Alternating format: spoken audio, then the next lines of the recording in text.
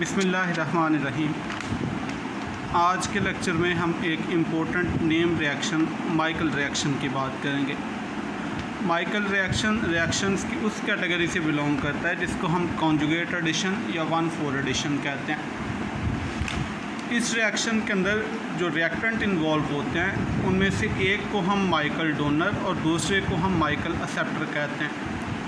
Michael donor जो है ये कोई एक्टिव हाइड्रोजन कंपाउंड होता है, यानी ऐसा कंपाउंड जिसमें कार्बन के साथ जुड़ा हुआ हाइड्रोजन इस वजह से एसिडिक होता है क्योंकि उसके अतराफ़ में इलेक्ट्रॉन विथड्राइंग ग्रुप लगे हुए होते हैं। और इलेक्ट्रॉन विथड्राइंग ग्रुप लगे होने से ये होता है कि जब उस कार्बन में से हाइड्रोजन रिमूव हो जाता है तो जो कॉन्जुगेट बेस बनता है जो कि एक कार्बेनाइन होगा वो इस वजह से स्टेबलाइज्ड होगा कि उसके अतराफ़ में इलेक्ट्रॉन विथड्राइंग ग्रुप लगे हुए हैं। ऐसा कंपाउंड एक्टिव हाइड्रोजन कंपाउंड कहलाता है। तो माइकल रिएक्शन के अंदर एक रिएक्टेंट जो है जिसको हम माइकल डोनर कहते हैं वो कोई एक्टिव हाइड्रोजन कंपाउंड होता है जिसकी कुछ एग्जांपल यहाँ पे आपको नज़र आ रही हैं। मसलन ये जो पहला आपको लिखा हुआ कंपाउंड नज़र आ रहा है इसमें इस कार्बन के साथ जुड़ा हुआ हाइड्रोजन जो है वो इस वजह से एसिडिक है कि उसके दोनों तरफ इलेक्ट्रॉन विथड्राइंग ग्रुप लगा हुआ है। इसी तरह से इसके आगे जो आपको एक डाई की टोन नज़र आ रही है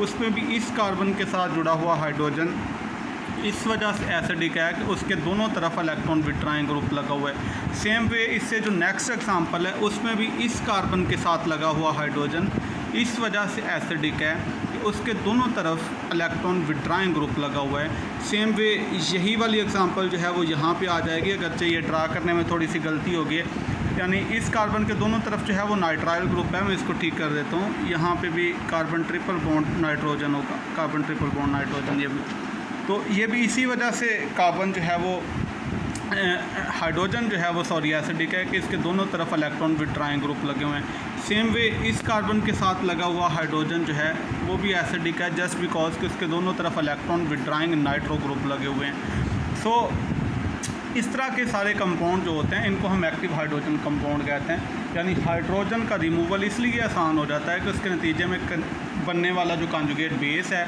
जो यहाँ पे कार्बेनाइन होगा वो इस वजह से स्टेबलाइज हो जाता है कि उसके अतराफ़ में इलेक्ट्रॉन विथड्राइंग ग्रुप लगे हुए हैं। सो माइकल रिएक्शन जो होता है उसमें एक रिएक्टेंट इस तरह का होता है यानी माइकल डोनर जिसको हम कहते हैं, और दूसरा जो माइकल एक्सेप्टर होता है दूसरा रिएक्टेंट इस तरह के रिएक्शन में वो कोई एक्टिवेटेड ओलेफिन होती है।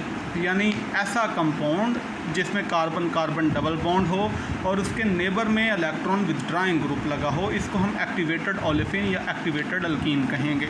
मसलन ये कुछ एग्जांपल्स आपको नज़र आ रही हैं, इस पर आप गौर करें। इस एग्जांपल पे आप गौर करें कि आपको कार्बन कार्बन डबल बॉन्ड है और उसके नेबर में इलेक्ट्रॉन विथड्राइंग ग्रुप जो है वो लगा हुआ है। सेम वे यही वाली बात आपको यहाँ पे नज़र आ रही है कि कार्बन कार्बन डबल बॉन्ड है और उसके नेबर में इलेक्ट्रॉन विथड्राइंग ग्रुप मौजूद है। सेम वे यही वाली बात आपको यहाँ पे नज़र आ रही है। सो अब तक जितनी बातें हमने की हैं इनको हम एक दफ़ा समराइज़ कर लेते हैं कि माइकल रिएक्शन जो है ये कॉन्जुगेट एडिशन या 1,4 एडिशन होती है और इसमें दो रिएक्टेंट्स इन्वॉल्व होते हैं। एक माइकल डोनर होता है जो कि कोई एक्टिव हाइड्रोजन कंपाउंड होता है जिसको हमने डिस्कस कर लिया कि वो क्या कंपाउंड होते हैं, और दूसरा जो पार्टनर होता है इस रिएक्शन में वो माइकल एक्सेप्टर कहलाता है जो कि कोई एक्टिवेटेड ओलेफिन होगी। और यहाँ पे ये बात याद रखें कि इस तरह का रिएक्शन जो है ये बेस कैटलाइज्ड होता है, यानी इसमें आपको कुछ अमाउंट जो है वो बेस की कैटलिस्ट के तौर पे ऐड करनी पड़ती है। सो हम एक जनरल एग्जांपल से बात स्टार्ट करेंगे कि माइकल रिएक्शन किस तरह का होता है। तो ये आपको जो स्टार्ट में पहली एग्जांपल आपको नज़र आ रही है इसमें दोनों रिएक्टेंट आप देख सकते हैं, यानी एक माइकल डोनर है और दूसरा माइकल एक्सेप्टर है। यानी माइकल डोनर जो है उसमें आप देखें कि ये वाला कार्बन है जिसके साथ दो हाइड्रोजन लगे हुए हैं और इस कार्बन के दोनों तरफ इलेक्ट्रॉन विथड्राइंग ग्रुप लगे हुए हैं। तो इसका मतलब है कि ये कोई एक्टिव हाइड्रोजन कंपाउंड है। दूसरा जो माइकल एक्सेप्टर है उस पर आप गौर करें, कार्बन कार्बन डबल बॉन्ड है और अगेन उसके नेबर में इलेक्ट्रॉन विथड्राइंग ग्रुप लगा हुआ है। सो हमने पीछे यही वाली बात की कि इसमें दो तरह के रिएक्टेंट होते हैं, कोई एक्टिव हाइड्रोजन माइकल डोनर होगा और कोई एक्टिवेटेड ओलेफिन जो है ये माइकल एक्सेप्टर होगी, और रिएक्शन जो है ये बेस कैटलाइज्ड है। 1,4 एडिशन होगी और उस 1,4 एडिशन के नतीजे में इस रिएक्शन में ये वाला प्रोडक्ट फॉर्म होगा। ये जो आपको प्रोडक्ट नज़र आ रहा है ये एक जनरल माइकल रिएक्शन है जिसमें कॉन्जुगेट एडिशन हुई है माइकल एक्सेप्टर की, जो कि यहाँ पे न्यूक्लियोफाइल का रोल प्ले कर रहा है across carbon carbon double bond. और कार्बन कार्बन डबल बॉन्ड जो है वो यहाँ पे किस तरह का है, वो एक्टिवेटेड ओलेफिन है और ये एडिशन जो है ये कॉन्जुगेट एडिशन है। अब हम बात कर लेते हैं कि रिएक्शन जो है वो किस तरह से प्रोसीड करता है, यानी इसकी मैकेनिज़्म जो है वो किस तरह से होती है। सो मैकेनिज़्म हम स्टेप बाय स्टेप डिस्कस करते हैं। सबसे पहले आप देखें कि ये आपके पास एक एक्टिव हाइड्रोजन कंपाउंड है, यानी एक्टिव मैथिलीन कंपाउंड आप इसको कह सकते हैं। आप इसमें देखें कि CH2 ग्रुप आपको सेंटर में जो है वो नज़र आ रहा है, दरमियान में जिसके दोनों अतराफ जो हैं वो इलेक्ट्रॉन विदड्राइंग ग्रुप मौजूद हैं, जो कि आप आसानी से देख सकते हैं। अब जब इस कार्बन में से, जिसको हम एक्टिव मैथिलीन कह रहे हैं, इसमें से एक हाइड्रोजन निकल जाएगा तो उसके नतीजे में ये वाला कार्बेनाइन बनेगा। यानी आप देखें कि ये वाला बेस एथोक्साइड जो है, एथोक्साइड बेस यहाँ से इस कार्बन से एक हाइड्रोजन निकाल लेता है, जिसके नतीजे में ये वाला कार्बेनाइन बन जाता है। यानी ये स्टार्टिंग मटेरियल का कॉन्जुगेट बेस है और ये वाला कॉन्जुगेट बेस रेजोनेंस स्टेबलाइज्ड है जस्ट बिकॉज कि इसके नेबर में इलेक्ट्रॉन विड्राइंग ग्रुप मौजूद है। यानी इसकी जो दूसरी शक्ल होगी, इसका जो दूसरा रेजोनेंस स्ट्रक्चर होगा वो एक इनोलेट आइन होगा। तो आप देखें कि इस स्टेबिलिटी यानी इस रेजोनेंस की वजह से ये वाला इनोलेट आइन फॉर्म हो जाएगा, जिसको मैंने अभी सर्कल किया है। ये इनोलेट आइन जो है ये कॉन्जुगेट बेस है स्टार्टिंग मटेरियल का।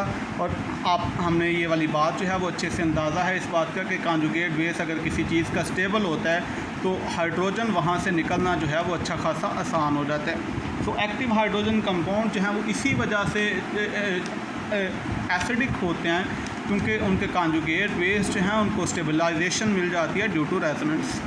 तो अब तक जितनी हमने बात की कि जो माइकल डोनर था उसमें से हमें एक इनोलेट आइन जो है वो ऑब्टेन हो गया। और इनोलेट के मुतालिक आप लोगों को पता है कि ये न्यूक्लियोफिलिक एंटिटी होती है। अब दूसरा रिएक्टेंट यहाँ पे हम उसकी बात कर लेते हैं। ये आप देखें, ये एक्टिवेटेड ओलेफिन है, यानी यहाँ पे आपको कार्बन कार्बन डबल बॉन्ड नज़र आ रहा है और उसके नेबर में इलेक्ट्रॉन विड्राइंग कार्बोनिल ग्रुप आपको नज़र आ रहा है। अब जो न्यूक्लियोफाइल है उसमें से आप देखें ऑक्सीजन का नेगेटिव चार्ज वापस आ रहा है और जो कार्बेनाइन का नेगेटिव चार्ज है वो अब अटैक करेगा कार्बन कार्बन डबल बॉन्ड के ऊपर। और कार्बन कार्बन डबल बॉन्ड जो है उसमें से एक पाई बॉन्ड अगले कार्बन पे शिफ्ट हो जाएगा और कार्बन ऑक्सीजन पाई बॉन्ड जो है उसमें से एक बॉन्ड पाई बॉन्ड जो है वो ऑक्सीजन के ऊपर शिफ्ट हो जाएगा, जिसके नतीजे में आपके पास ये वाली इनोलेट बन जाएगी। यानी यहाँ तक रिएक्शन बेसिकली ये हुआ है कि जो माइकल डोनर था उसने न्यूक्लियोफाइल का रोल प्ले किया है और जो माइकल एक्सेप्टर है उसने इलेक्ट्रोफाइल का रोल प्ले किया है। और यहाँ पे बेसिकली अभी तक जो है ये माइकल एडिशन हुई है। आप ये वाली बात याद रखें कि जो माइकल रिएक्शन है उसको हम माइकल एडिशन भी कहते हैं, इसी वजह से कि इसमें जो माइकल डोनर है वो ऐड हो रहा होता है अक्रॉस माइकल एक्सेप्टर। तो इस वजह से ये रिएक्शन जो है इसको हम माइकल एडिशन भी कहते हैं, माइकल रिएक्शन को। तो अभी तक जितना कुछ हुआ इस मैकेनिज़्म में, स्टार्ट में एक कार्बेनाइन फॉर्म हुआ और कार्बेनाइन ने न्यूक्लियोफाइल बन के अटैक किया एक्टिवेटेड ओलेफिन पे, जिसके नतीजे में ये वाला बन गया आपके पास इनोलेट आइन। अब आप देखें कि चूँकि हम कह रहे हैं कि रिएक्शन बेस कैटलाइज्ड है और कैटलिस्ट अगर वो प्रोटॉन एक्सेप्ट कर रहा है तो उसने डेफिनेटली प्रोटॉन वापस भी करना है। आपको पता है कि जो चीज़ कैटलिटिक होती है, जो वो चीज़ during the course of reaction देती है वो वापस भी लेती है और अगर कुछ लेती है तो वो अगेन वापस करेगी। सो स्टार्ट में जो एथोक्साइड आयन बेस हमने यूज़ किया था उसने प्रोटॉन एक्सेप्ट किया था। अब इस स्टेज पे वो प्रोटॉन वापस करेगी तो इनोलेट जो है वो ये वाला इनोल बन जाएगा। और फाइनल स्टेप जो यहाँ पे नज़र आ रहा है आपको, जिसमें ये वाली फाइनल प्रोडक्ट बन रही है, इस पे आप थोड़ा सा गौर करें तो ये कीटो इनोल टाटोमेरिज्म है। आप इसमें देख लें कि टाटोमेरिज्म जिसकी हमने पीछे बात भी की इससे पिछले लेक्चर्स में, जस्ट यही वाले कॉन्सेप्ट्स जो हैं वो क्लियर करने के लिए कि टाटोमेरिज्म जो होती है ये बेसिकली इंट्रामोलिकुलर प्रोटॉन शिफ्टिंग होती है। तो इसमें आप देख लें कि ये जो दोनों शक्लें हैं जिनके दरमियान एक्विलिब्रियम आपको नज़र आ रहा है, इसमें से एक फार्म जो है ये कीटो फार्म है, यानी ये फार्म जो है वो कीटो फार्म है और ये वाली फार्म जो है वो इनोल फार्म है और इनके दरमियान एक्विलिब्रियम एग्जिस्ट करेगा। और माइकल रिएक्शन की फाइनल प्रोडक्ट जो है वो इस शक्ल में होती है। तो ये कंप्लीट पिक्चर है कि माइकल रिएक्शन जो है वो क्या होता है, यानी इसमें दो रिएक्टेंट्स जो हैं इन्वॉल्व होते हैं। एक माइकल डोनर होता है जो कि न्यूक्लियोफाइल का रोल प्ले करता है, और एक माइकल एक्सेप्टर होता है जिसकी क्रॉस एडिशन हो रही होती है, कॉन्जुगेट एडिशन होती है बेसिकली ये 1,4 एडिशन, यानी एक हाइड्रोजन कार्बन नंबर 1 पे ऐड होता है, एक हाइड्रोजन कार्बन नंबर 4 पे ऐड होता है। आप आसानी से ये वाली बात समझ सकते हैं। तो आप दोबारा से एक दफ़ा देखें कि जब कार्बेनाइन बना तो उसने अटैक किया एक्टिवेटेड ओलेफिन से, जिससे आपके पास ये वाली इनोलेट बनी, और इनोलेट ने फिर फाइनली प्रोटॉन पिक करके इनोल बन गया, और लास्ट स्टेप जो है वो बेसिकली कीटो इनोल टाटोमेरिज्म है। इस तरह से माइकल रिएक्शन होता है। अब हम कुछ एग्जांपल्स जो हैं देख लेते हैं माइकल रिएक्शन की।